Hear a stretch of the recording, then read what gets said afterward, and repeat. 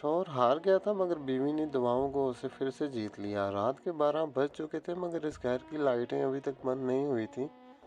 جیسے دیواریں بھی کسی فکر میں ڈوبی ہوں۔ وہ کھڑکی کے پاس کھڑا آسمان کو دیکھ رہا تھا اور دل میں بس ایک ہی سوال تھا، یا اللہ اب کیا ہوگا؟ اس کا کاروبار مسلسل نقصان میں جا رہا تھا اور قرض بڑھتا جا رہا تھا، مگر اس نے بیوی کو کچھ نہ بتایا۔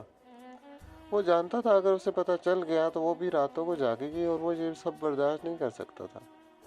اگلے دن وہ معمول سے زیادہ خاموش تھا اور بیوی کی نظریں بار بار اس کے چہرے کو پڑھنے کی کوشش کر رہی تھیں۔ آپ ٹھیک تو ہیں؟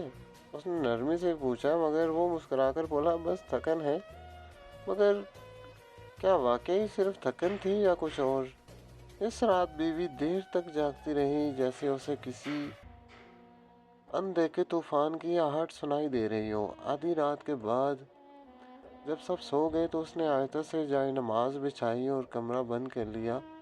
شوہر پانی پینے کے لیے اٹھا تو اسے اندر سے سسکیوں کی آواز سنائی دی اور وہ بے اختیار دروازے کے پاس رک گیا۔ بیوی سجدے میں تھی اور رو رہی تھی، یا اللہ میرے شوہر کو وہ رزق دے جس کی فکر وہ مجھ سے چھپا رہا ہے۔ اس کے ہاتھ کانپ گئے کیونکہ وہ سمجھ گیا تھا کہ اس کا راز اب راز نہیں رہا۔ یا اللہ اس کی عزت محفوظ رکھ، میں اس کی آنکھوں کی نمی برداشت نہیں کر سکتی۔ وہ سجدے میں گہرائی کہہ رہی تھی۔ اس کی آنکھوں سے آنسو بہنے لگے اور پہلی بار اسے محسوس ہوا کہ وہ اکیلا نہیں۔ کیا آپ نے کبھی کسی کو چپکے سے اپنے لیے دعا کرتے سنا ہے؟ اگر نہیں تو شاید آپ نے محبت کی سب سے خوبصورت آواز نہیں سنی۔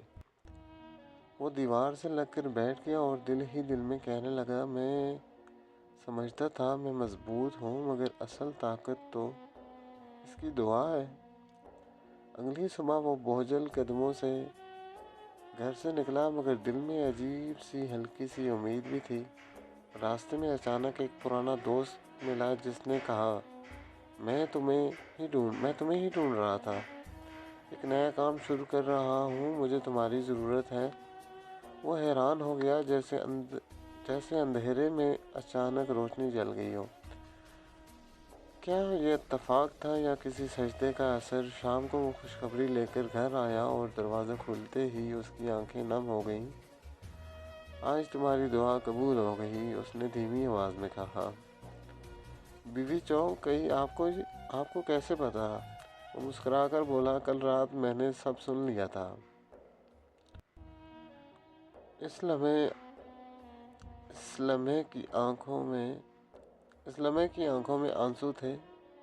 اس لمحے دونوں کی آنکھوں میں آنسو تھے، مگر وہ کمزوری کے نہیں، شکر کے آنسو تھے۔ کبھی کبھی کامیابی محنت سے پہلے دعا سے آتی ہے اور کبھی قسمت فیصلوں سے پہلے سجدوں میں لکھی جاتی ہے۔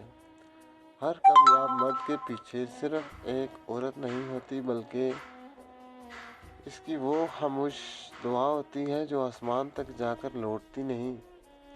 اگر آپ کے گھر میں بھی کوئی ہے جو خاموشی سے آپ کے لیے دعا کرتا ہے تو آج ہی اسے محسوس کریں، کیونکہ سچی محبت آواز نہیں کرتی، اثر کرتی ہے۔